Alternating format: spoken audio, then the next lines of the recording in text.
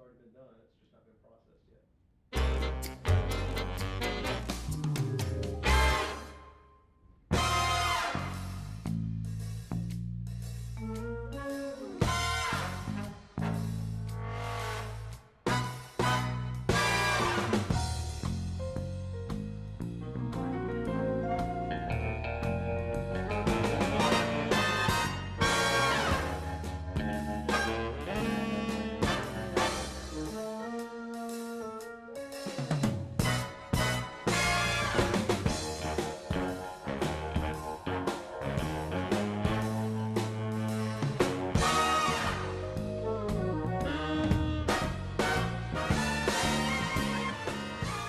Well, welcome to the show. This is Nightique. You know, we made national headlines in the Jackson area, or the state of Mississippi did, with the Thad Cochran-McDaniels campaign. And we worked on a number of satellite transmissions back to the networks, CNBC, MSNBC, CNN, you name it. And Sam Hall, the assistant managing editor of the Clarion Ledger, was with us and on those networks talking about the campaign. It made a lot of headlines, and it's still actually in the news. It's not over yet, as you know. If you read the Clarion Ledger, you know it's still working its way through the Supreme Court right now. What will happen with this? Will we have a new election? Is McDaniels going to be proclaimed the victor? We've got Sam Hall with us tonight for Nightique, and he's going to give us his insight into what may happen, and we'll retrace the history of this very colorful campaign in a minute. So stay tuned. This is Nightique, and we'll be right back after this. Since 1849, Carter Jewelers has been a part of Jackson's rich history. Over 163 years later, we've not only survived, Carter Jewelers has flourished. From generation to generation, we've established a tradition of excellence. Our reputation is built on customer satisfaction, service, and trust. Every piece of jewelry is handpicked, so you know you're getting the best value. Nobody says I do like we do at Carter Jewelers. Come see us and be part of our history. Stop paying expensive repair bills now. When you own a car, SUV, or truck, sooner or later it will break down, and that will cost you thousands of dollars. Just one transmission job could cost over $3,000. A new engine could cost over $4,000. Did you know that the odds of your car breaking down are greater than your being in an accident? You wouldn't drive without auto insurance. If you own a 2002 vehicle or newer with less than 125,000 miles, a vehicle service contract from CarTection.com could save you thousands of dollars. Qualifying is easy. A custom plan is created for you. You select the coverage that's right for your vehicle and budget. Call for a no-obligation, risk-free quote now. Your covered repairs will be paid directly to your mechanic for you. Get the coverage you really need. A vehicle service contract from CarTection.com. We'll keep you on the road with a coverage you can count on. Call for a no-obligation, risk-free quote now. Call 800-708-9923. That's 800-708-9923. Ingalls Shipbuilding is hiring electricians, structural welders, machinists, ship fitters, pipe fitters, and pipe welders in our Pascagoula, Mississippi site. Signing bonuses available for pipe welders only. Positions are union represented. Come build your career with Ingalls Shipbuilding.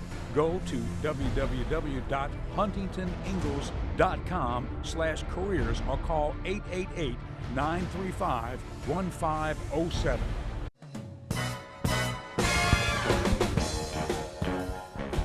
Well, welcome to Nightique, and I'd like to introduce Sam Hall, Assistant Managing Editor of the Clarion Ledger. Sam, thanks for coming. Yeah, thank you. And we got to work together on a number of satellite transmissions back to the networks, and you were on all the networks during those months of the very colorful campaign between Mr. Cochran and Mr. McDaniel.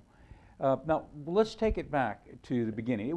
This became a national story, and we had the incumbent and we had the challenger, and the challenger was, I guess, a Tea Party person, right? Right. Well, you know, Chris McDaniel, state senator, and he was originally, according to the national pundits and the politicos, he was the Tea Party's best bet to knock off an incumbent Republican, one of those Republicans that they called a rhino Republican in name only, one of those guys that they didn't think was quite conservative enough for them in the Senate. And so they had targeted a number of incumbents, and Chris McDaniel defeating Thad Cochran was the best chance that they had. So he got a lot of publicity. He had a lot of support from these national groups, some of the big Tea Party national groups right off the bat when he announced. And so that was, there was a lot of focus on this race to begin with, just from the pure politics of it all. And then the circus came to town, and the rest is a very sordid history. All right, so the circus that you mentioned, all right, let's begin with when it got beyond colorful. What was one of the first very colorful events that occurred? Well, arguably the most colorful event was the first one, and that's when you had someone who originally we thought broke into a nursing home. Come to find out they didn't break in, but they gained access to the nursing home in Madison County where Rose Cochran, who is Senator Cochran's wife, lives. And they went in there and they photographed her. Now, Rose Cochran is, she's not in a coma to the best of my knowledge, but she's not really aware of what's going on in her surroundings. She's bedridden. And so they snuck in and entered her room, according to the authorities, and then they took photos of her. The way this came to light was they ran a video on YouTube, this blogger, Clayton Kelly from Pearl, and in the middle of the video was this photo of Rose Cochran lying in her bed with the covers up to her. I mean, all you could tell was there's this lady lying in a bed with her covers up to her neck. And, the whole point of this was they were questioning whether or not Senator Cochran was having an affair with his longtime administrative assistant while his wife was bedridden in a nursing home. And, that was the whisper campaign. That was the point of this video, was to call that into question. And what we've learned since all of that was that they were looking for a photo of Rose Cochran because they didn't have one. And there was this group looking for one, and somehow one person in this group allegedly, hooked up with Clayton Kelly online and said, "We're looking for this photo." And he said, "Well, I think I may know a way to get one," or whatever. Exactly what happened in all that, we'll know, I guess, eventually when all the details come out from, if they indict him. But so we learned over the weekend that this kid, a young guy, had been arrested. And then the very next week, we found out that there were 3 other people who had been arrested, all with ties to McDaniel or the McDaniel campaign, even though nobody from the McDaniel campaign officially had, been arrested or anything. So that was the first bit. And then the next thing, of course, was the night of the election, the first election, primary night. There were 3 people who were locked inside the Hinds County Courthouse. One of whom was a member of the McDaniel campaign. Another one was a top volunteer and supporter. And they were locked inside the Hinds County Courthouse after hours. They got there approximately at 1 a.m. and were locked in and had to have the deputies come and let them out. What they were doing there, nobody's real sure. They said they were going down there to check on the vote counting and such as that, but there was no vote counting going on when they got there. And then they accused another member of the Hinds County Board of Election Commission, Pete Perry, of setting them up. Of course, Pete Perry is also a big Cochran supporter. That went away. I mean, there were no indictments, no arrests, no nothing made, but it was still quite strange. And the oddest part about that was, while McDaniel didn't win outright, he was half a percentage point away from being the winner. I mean, they had all the momentum. They had all the excitement. Why you would go pull a stunt like that on election night, I have no idea. It made absolutely no sense. And so, from there, it turned tragic. One of the 4 people arrested for conspiracy in the nursing home incident committed suicide. He was a member of the Central Mississippi Tea Party and the Mississippi Tea Party, and from all accounts, just a great guy, really nice guy who everybody was surprised that he was ever, arrested in connection with that, but B, when he committed suicide, that sent a lot of tremors through a lot of places. So he was well respected by both sides. And so we move on, we get into all sorts of accusations of vote buying after the primary runoff where Cochran won, and now we're into a challenge, and now we're into the appeal of a ruling in the challenge. All right, let me ask you now, the alleged vote buying. Mm-hmm. Expound on the specifics of that. What was alleged, and it seems a little cloudy to me as to what that all meant. All right, so there's this guy named Steve V. Fielder, who is from Meridian, and he was paid for an interview.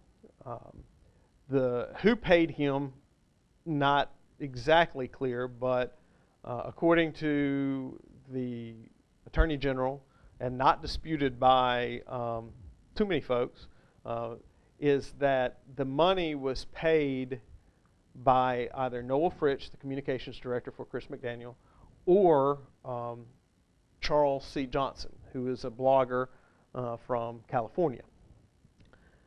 They didn't pay him to lie or anything, they just paid him for the interview, is what he said. What Fielder said in this interview, and it was an audio recording, not a video recording, was that a member of Cochran's campaign had said, if you will, paid him to, I think, $25 per vote, or per person that he could get, and he was to tell people that they would be paid $15 for a vote.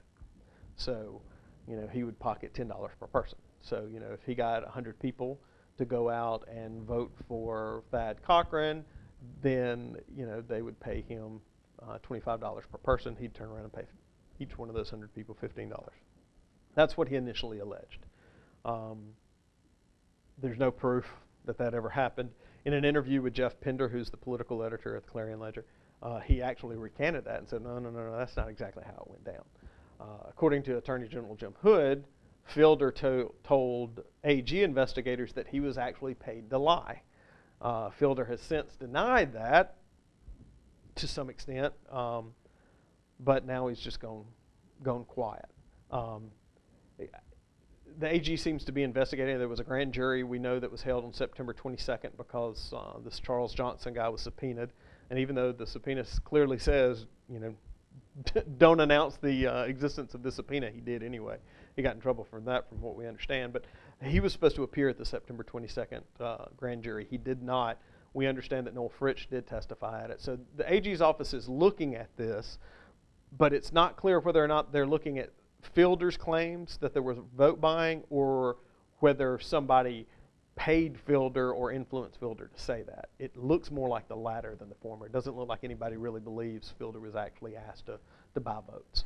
So, okay, so now that's the setup as to everything that happened as we got up to the election and some of the ramifications immediately after. Now, we're going to go to the break. When we come back, I want to ask you about the court challenge and where that stands and what might happen with that. All right. Okay, we'll be right back with more of Nightique after this. Stay with us.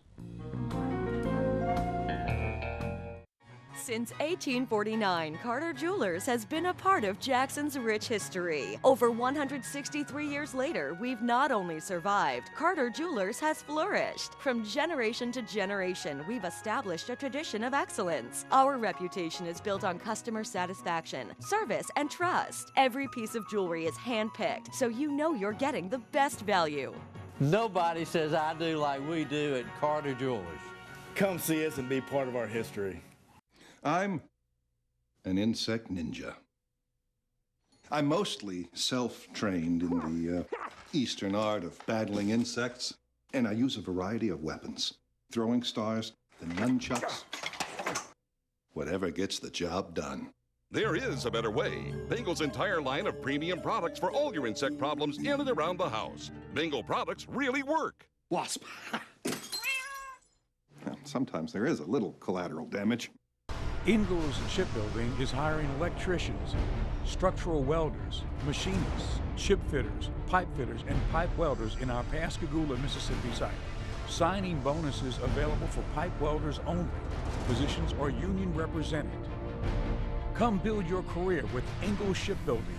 Go to www.huntingtoningalls.com/careers or call 888-935-1507.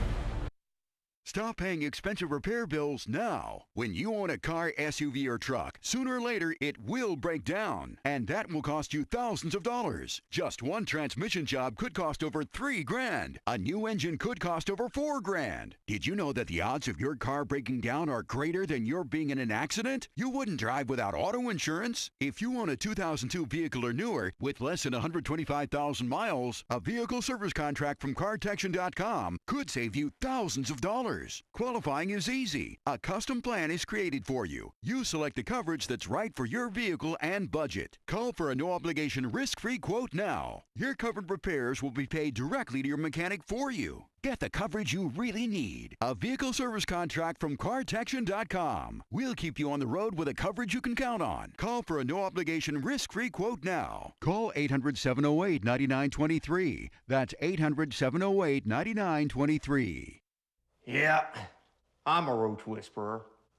I've just always had a way with them. Now, roaches are stubborn, nasty insects, and sometimes you just gotta be forceful with them. Hi, roach, be gone. You're not welcome here, roach. There is a better way. Bengal Roach Spray. No odor, no mess, no roaches. Bengal Roach Spray really works. And if whispering don't work, I always got my backup plan.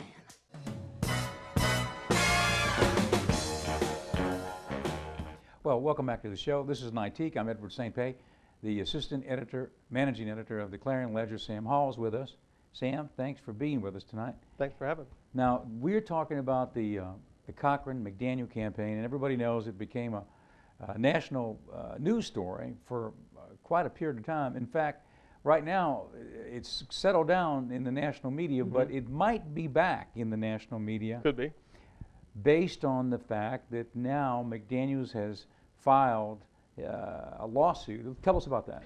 Well, he filed a court challenge, a lawsuit, a few weeks ago, and they appointed a special judge who actually heard the case down in Laurel. Where we are now is that before the trial, and it would just be a bench trial, which means no jury, just the judge hearing it, but before the trial really got underway, the judge ruled on a motion from the Cochran team that said, according to state's law, you have 20 days to file your challenge. And this was filed well after the 20-day mark.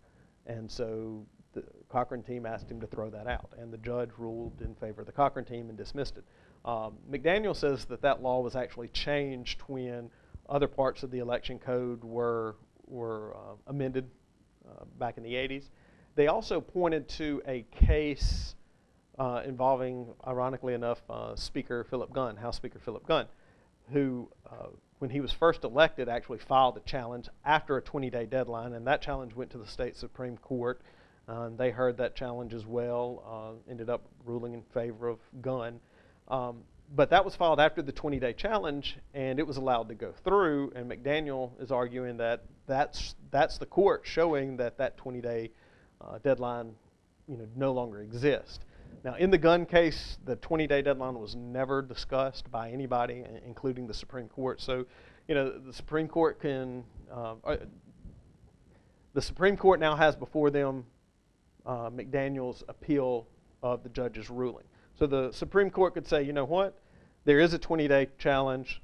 The judge was right. Case is dismissed, and that's it. It's over.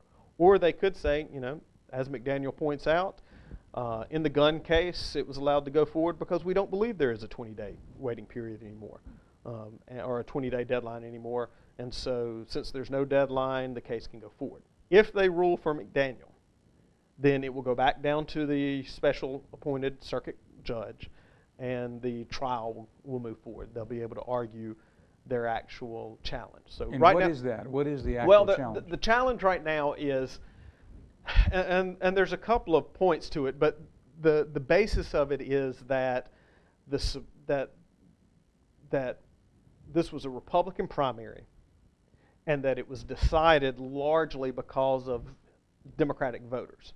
And that would violate some state statute, and they're also arguing that it would violate a U.S. constitutional amendment, but that's probably not going to be heard on the state level. That would be something for a federal court to hear, and I don't think you'll ever see that come from a McDaniel challenge. But basically what they're saying is that you had Democrats who are going to support Childers in the general election come in and vote in a Republican primary, and they're the ones who actually threw the race to Cochran. Is there a law against such a thing? There's an ambiguous law that the Attorney General and federal courts have both ultimately said is unenforceable, but it's still a law.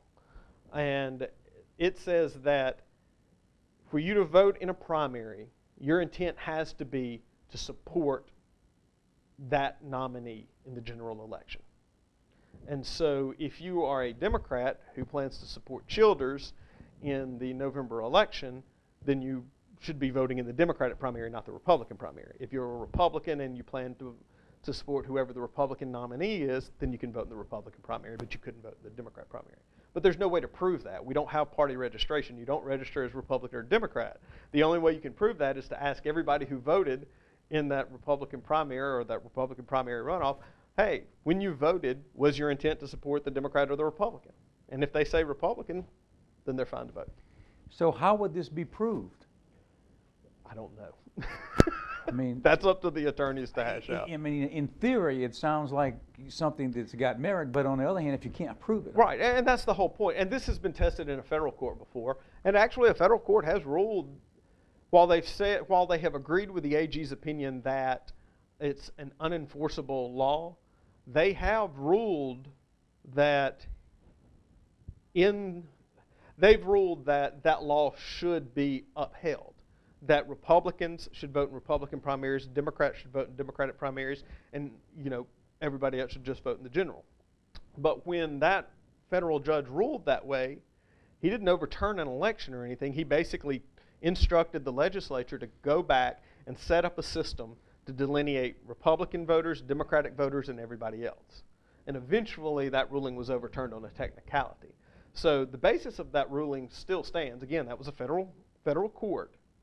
So that argument's still out there, and it's still a valid argument.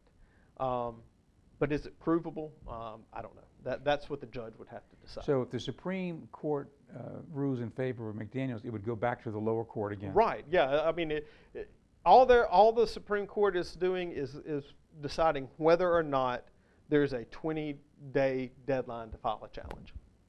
And so if they say there's not, it goes back to the lower court, and then the challenge moves forward. So if the Supreme Court rules in favor of McDaniel, perhaps the national media will say, hey, look at this, it's back in the news. I would imagine that they would. I mean, you've got something that you thought was long dead that, rises back up. Right. So does he have a chance? What is your opinion? What will happen? I don't know. I mean, my gut says no. My gut says by middle of the week next week that they will, uphold the lower court decision and this will all be over. But, who knows? Who knows? It could go either way. I mean, clearly the Supreme Court said, again, there was nothing brought up about the 20-day deadline in the gun case. But, the Supreme Court, some argue, would ultimately be saying, hey, we kind of messed up on that one. We missed that, that rule in the gun case, if they rule to uphold the 20-day period deadline. So they could, they could say, look, there is no 20-day deadline, and they could say that the earlier ruling in the gun case was precedent that shows that. So the sequence of events that will be happening, when do you think we'll have a clear knowledge of exactly how the whole thing played out? I would suspect by the end of next week, probably by the middle of next week, but definitely by the end of next week, we'll know whether or not this is over with or it's going back down to the circuit. So in October? Oh, yeah. It'll be, well, oral arguments are Friday. I mean, I guess technically they could issue a ruling Friday, but I doubt it. Usually it's, it'll be a little bit later.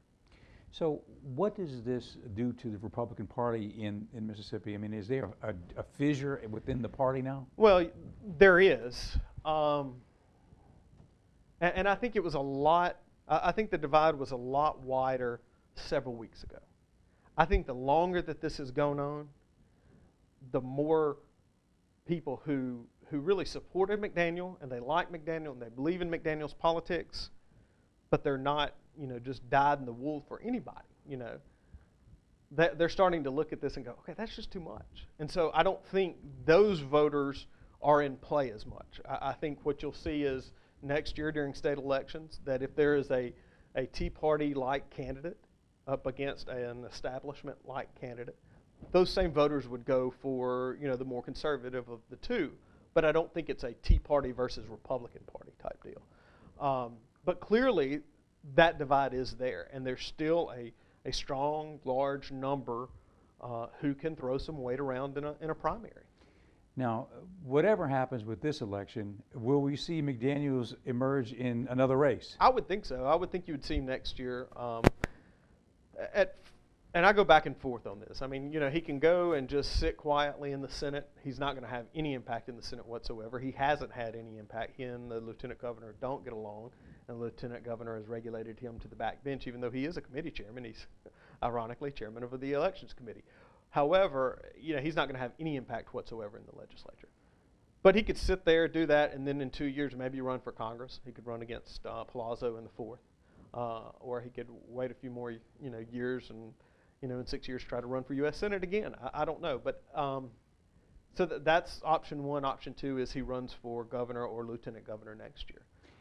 So definitely name recognition he's got that going right now. He's got that going for him, and he's got a strong base, out there. So he's got something. Sam, thank you for being with us. We'll have you back soon. Okay. All right. Thank you for joining us. Thanks for watching Nightique.